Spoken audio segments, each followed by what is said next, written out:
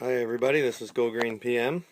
I just got down to the trailer for the weekend, and I went to Walmart or Canadian Tire, and they had this 1,000 watt power inverter. It's a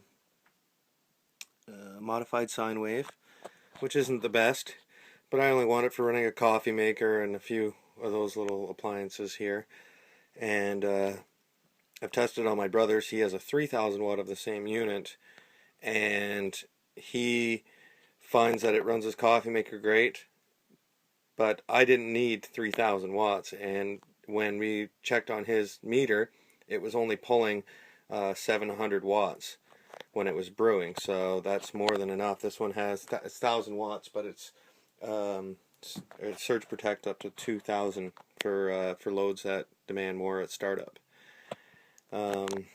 Just got down here, so I'll get this thing open, take a look at it.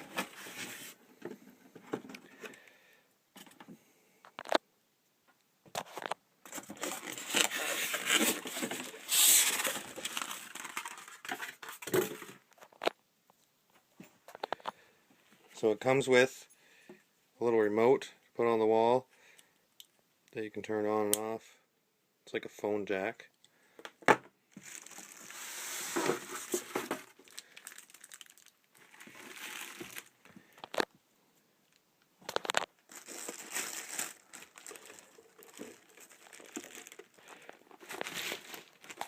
Sorry, just give me a second here. Okay. So there's the unit. The Eliminator, 1,000 watt mobile power inverter. There's the fan for the back, or for the unit, positive and negative terminals, which from Canadian Tire I bought these connections. So for a battery hookup, but they can take a much larger line. And what I've decided to do, well here, I'll show you the inverter first and then I'll explain that. But on the front of the inverter, sorry, I'm a smoker and I know it's a bad thing. I'm on my way to quitting right now. So anyways, so it gives you what your battery input is, what wattage is, and then it has a USB. It has, this is where the remote would plug in, and then your on-off, and then two AC outlets. So it's actually quite a big unit, and I've undecided yet on where I'm going to put it, but my batteries come in just underneath there, so I want to keep it as close to the battery. I wasn't sure if I wanted to put it up by my my main control box here, but at the same time I'd rather almost not have it that far away from the battery, so I'm undecided yet. But anyways, I'll show you the cable I'm using.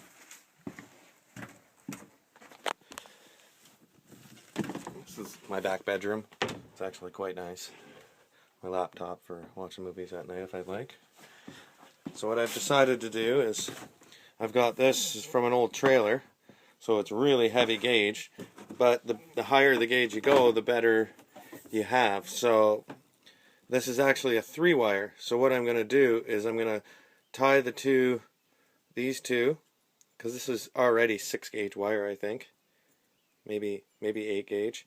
To get a lot more, I'm going to tie these two together, put them on, and then have my ground, which is already pretty big, but I'd rather have the power side beefed up, so I'll have 2 lines running for each side of the power, from there to the battery. And I've got lots of cord here, so it's not so much cord, it's how far. It says it shouldn't be more than 6 feet away from the actual inverter, so I'm going to pull all this out and start deciding on what I'm going to do. I'll be back. Okay, so I've decided to mount it. Of course, it's got to be, the writing's got to be upside down, but nonetheless, I've mounted it just down from where my main control box is. That'll at least give me access to it, and eventually I will tie it directly into all the plugs in the trailer, but for now I'll probably run an extension cord over to the kitchen area. I'll run like a heavy duty extension cord if I think it's only 10 feet long, but whatever. So now the next thing I gotta do is start running my wires up from the bottom into the trailer. So I'll be back.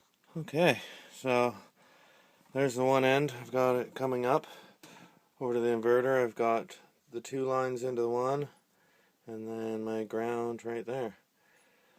So now I need to attach them. Sorry, it's really hot down here.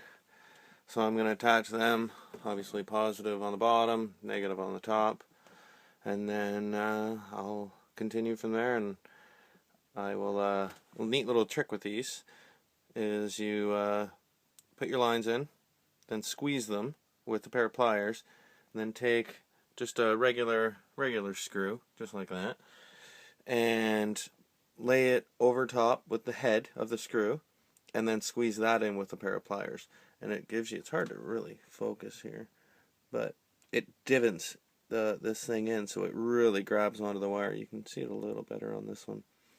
So yeah, that's what I'm going to do now. Just mount that and I'll be back.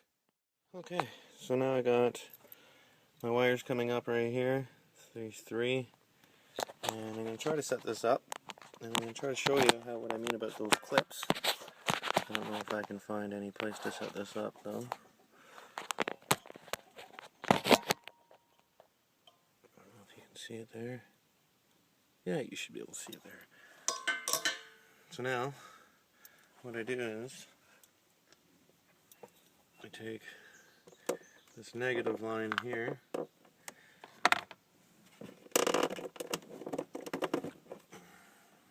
yeah, I really don't know if you can see that. Yeah, okay, you can see it.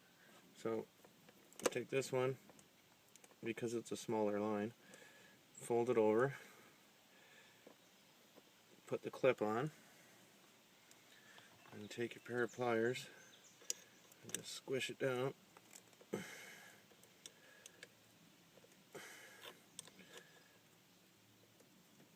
I think there is actually a special tool for this, but I don't own it, so I'm improvising. So now that I've got the boot on there, or the connector, take my screw and I put it flat right in the center, right over top of where the line comes in. And then I would go like this. And then squeeze that as hard as I can. And that indents the line. And now I've got a strong connection. So now I have to do that to the other one now. So I'm going to braid these 2 together. Even just cross them once is enough. Get my connection on there.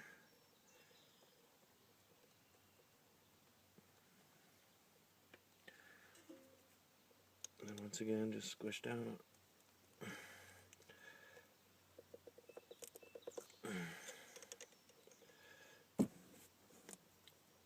And the bugs are just terrible down here today.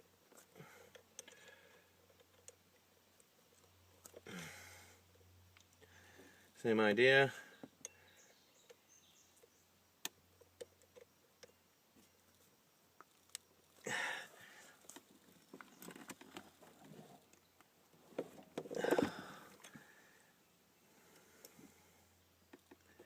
All right. So now that I've got my 2 connections ready, negative is going to go right here, and then positive on the next battery over. Eventually I will be upgrading to 2 more batteries and 1 more solar panel. I should actually turn my solar panel. Right now it's not aimed at the sun. There, now I'll be getting probably around 5 amps now. So now I'm going to make these connections and then we'll test the inverter.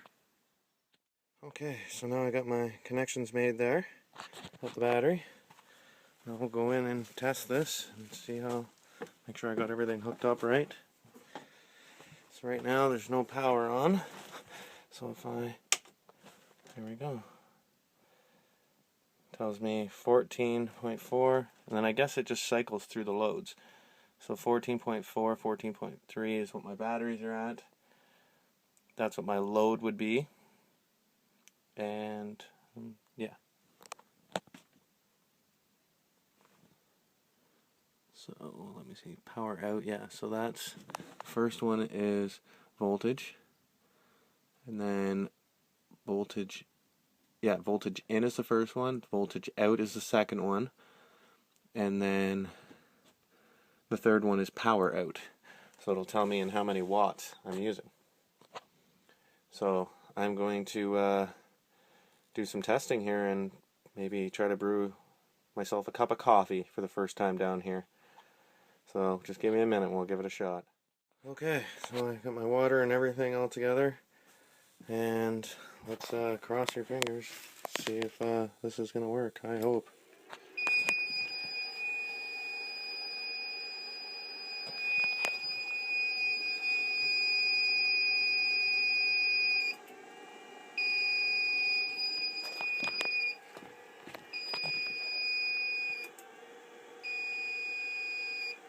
Nope.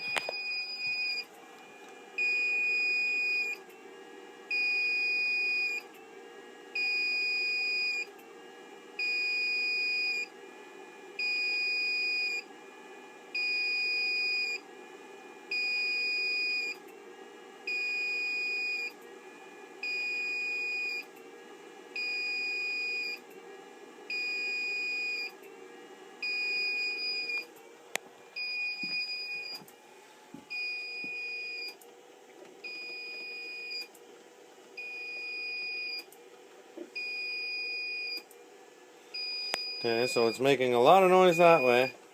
I'm going to try this. It is still working, but I'm going to try putting it right beside the inverter and see if that makes any difference. Just give me 1 second here. I'm going to move some stuff. Okay, so let's try plugging this directly into the inverter and see what happens.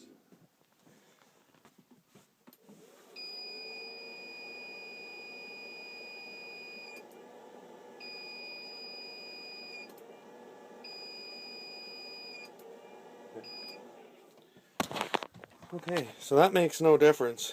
It is still brewing, but I think it's a low voltage reading. It's because, wow, that really dropped my batteries down too. They were just at 14.4, now they're at 12.3. Wow. Okay, so I do have a small coffee maker, and I'm going to try it and see how it works out, so I'll be right back. Okay, so that was the big household one that I was trying, and yeah, it doesn't seem to like that at all. It just kept kicking it off right away. So I'm now going to try this little coffee maker, and then I also want to try this microwave because it's only 850 watts. So I'm kind of curious to see. I have a way to get the cord down here, I think. Maybe I should do that before I even do the other one. Oh, there's the cord right there. Oops, knocking coffee down, everything. All my supplies up there. So I'm gonna try this microwave first, actually. Not that I'm really gonna use a microwave down here, but if I needed to.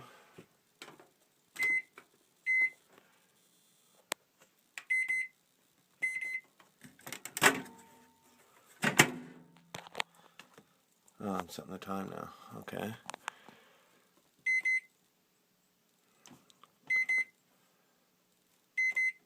Okay. It's been a long time since I've used this microwave. There we go.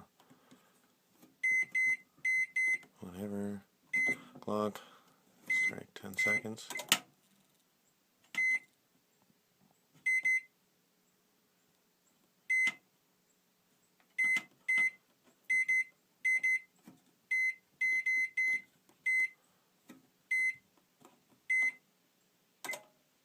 Nope. So it doesn't like that either. So not too sure if I'm going to stick with this one, this inverter, or not, because I am definitely not happy. Well, let's try one last thing here and try this little coffee maker, see what happens.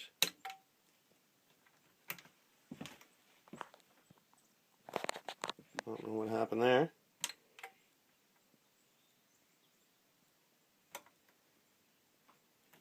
I don't know what's going on.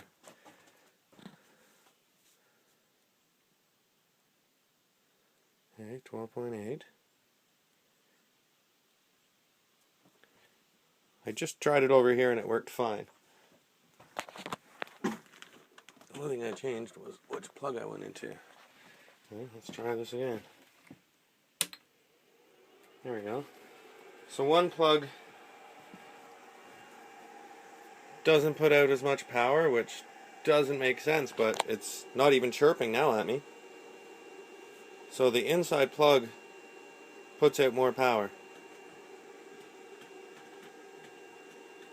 And it's brought my battery down to 11.9 under load, obviously. It's showing on there 60. Hold on. So 10.9 is what it's showing on here for my batteries. At 12 volts, at 60 watts. Something doesn't seem right about that.